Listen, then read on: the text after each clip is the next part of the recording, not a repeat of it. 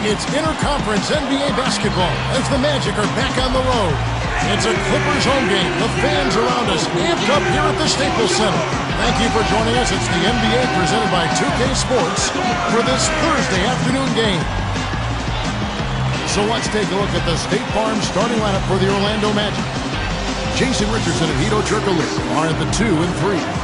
Glenn Davis out there with Howard. And it's Nelson in at the point guard. And for the Clippers, Blake Griffin and DeAndre Jordan, they're inside. Chris Paul is out there at 4, and it's Butler in at the 3 spot. Well, when the Magic first came into the NBA in 1989, they had some difficult years, as you would expect from an expansion team. But they've had a lot of success over the years with guys like Shaquille O'Neal and Dwight Howard, and they've built a really good, strong culture over the past decade.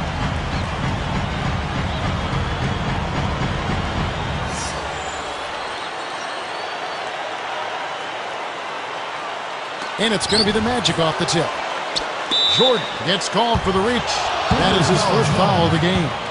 You're right, Steve. Orlando has built an identity with that. Park, I'm sure you'd agree. Yeah, no question about it. I mean, they've had a pair of extremely talented centers in their short tenure as a franchise and have done a good job building around those centers. We're thinking of obviously Shaquille O'Neal and Dwight Howard currently, though they've yet to be able to get a title out of it. Yeah, exactly. Now, here's Nelson. That's good. Richardson's got himself going with the triple, his first basket of the game. Here is Paul.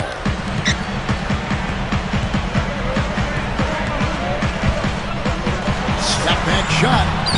Bounces high off the rim and drops. You know, for a guy like him who can light it up like that, that's too easy. Clippers on D.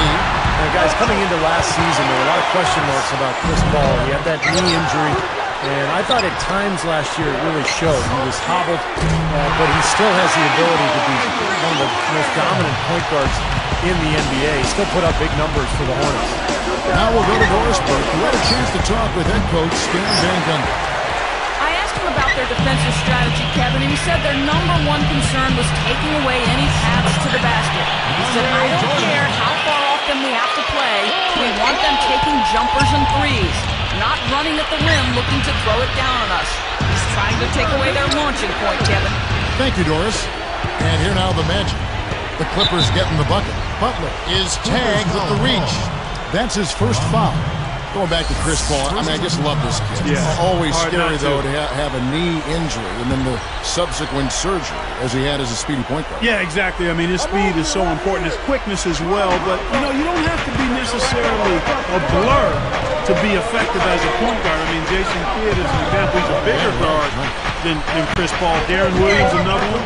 But it's all about understanding how to use what you have. Chris Paul does that as well as anybody. Here's Paul. Just over 4 minutes left here in the first quarter. Picked up by Davis. Butler on the way. Guarded by Nelson. And he was fouled on the way up. 2 free throws now for him. That's on Dwight Howard.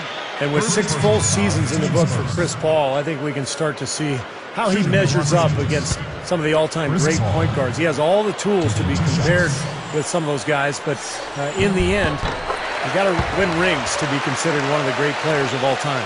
Answering what you said about Paul earlier, it does just come down to rings in the end. Clark, where do you think he stacks up as of right now? Well, I've got a bone of contention first. I don't think it comes down to rings. Clearly, that's part of it, okay? That's part of it. But in a team sport, it takes more than just your brilliance to win a ring.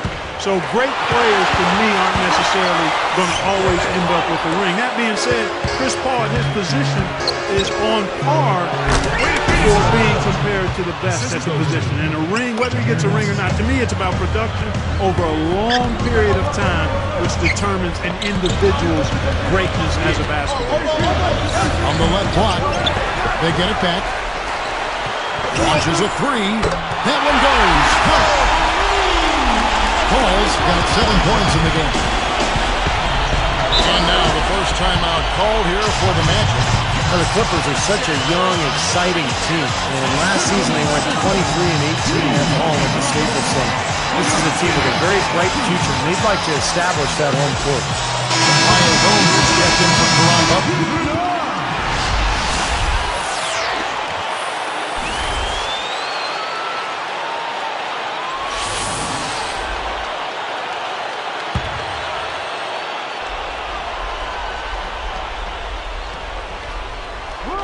Here is Howard. Nelson outside. Hooked away. He feeds it to Davis. Back to Nelson. Chris Paul covering. Nelson, the pass to Davis. 6 to shoot. Takes the turnaround Jay. Here's Los Angeles now. They're on a 12-4 run right now. Here's Paul. Good D by Nelson. For those Los Angeles fans, Clark, the emergence of Blake Griffin as a superstar has to be a cause for celebration. Steve talked about their winning record at home, over 500. I've got this team circled. What about you? Yeah, I do too, and part of the reason is the guy in the middle. I mean, there's a feeling this team is only going to get better, and Griffin may quickly become LA's most dominant basketball player. He's certainly already perhaps the most hyped and closing in on maybe as popular as Kobe Bryant in some circles. He's something else. Yeah, he's special to watch. Orlando making some changes. Anderson comes in for Glenn Davis. And J.J. Redick is subbed in for Jason Richardson. Here's Nelson. Chris Paul covering. Paul against Nelson. Can't tie it up as that one's no good. The Clippers in the lead. Howard with the steal. The reaction is so quick. Incredible defense. The second chance effort. And the basket by Turkoglu.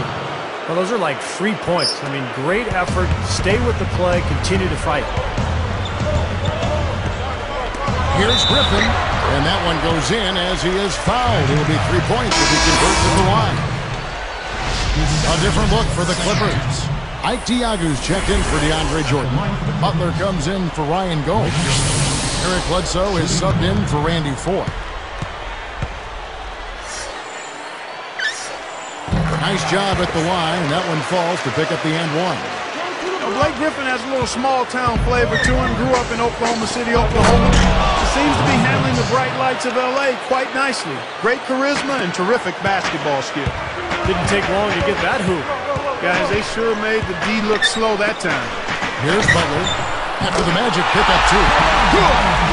Beautiful pass there. Here's Nelson.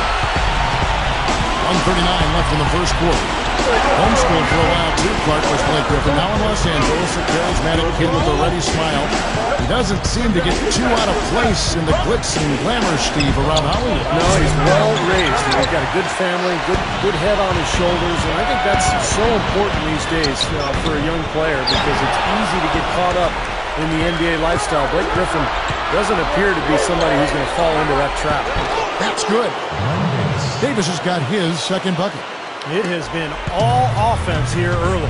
It sure has been. I mean, both teams clicking, and it's been an entertaining game as well, guys. He's just filling the stat sheet. I mean, what hasn't he done out there today? Well, Steve, you know what we call a guy who fills the stat sheet, don't you? He is a stat sheet stuffer supreme. They've been awfully casual with the ball here, guys. Too many mistakes. And 3 of them less than halfway through the first quarter, Steve. I mean, they've got to address that, and I think it's just a matter of concentration. Well, you've got to get the ball out of his hands, bring an extra defender, and force somebody else to beat you. I agree with you. Make him slam down there. Another look on the spike slam pin. Well, that's a dunk you will not see very often. You won't pass that one by. No doubt about that. I wish he would, though. You can never see too many of those. On the top of the key, again the Magic score. Here's Bledsoe. 34 seconds left in the first. And Paul with the basket on the assist from Eric Bledsoe. 13 points for Chris Paul. Turkoglu right side. From outside the arc. Gets it to go. That's now 7 straight for them coming from fast breaks. Just making it look easy out there the way they're running. Paul kicks to Griffin. Nelson against Paul. Up with it. Orlando grabs the miss. I think he caught a glimpse of the defender out of the corner of his eye because he just seemed to lose his focus there for a moment. Great awareness by fouling on that layup. Make him earn 2 points. Yeah, I think that's a no-brainer. I mean, send them to the line instead of giving up an easy 2.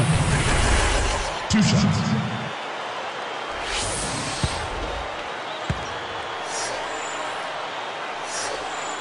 He hits one, then misses the second attempt from the free throw line. Had a miss on that trip, but still made this a 2-possession lead. Offense, the order of the day as the first quarter comes to a close. Clippers ahead, leading by 4. They've done a nice job on the offensive boards here, guys, and I think that was the difference in that first quarter. Really pound.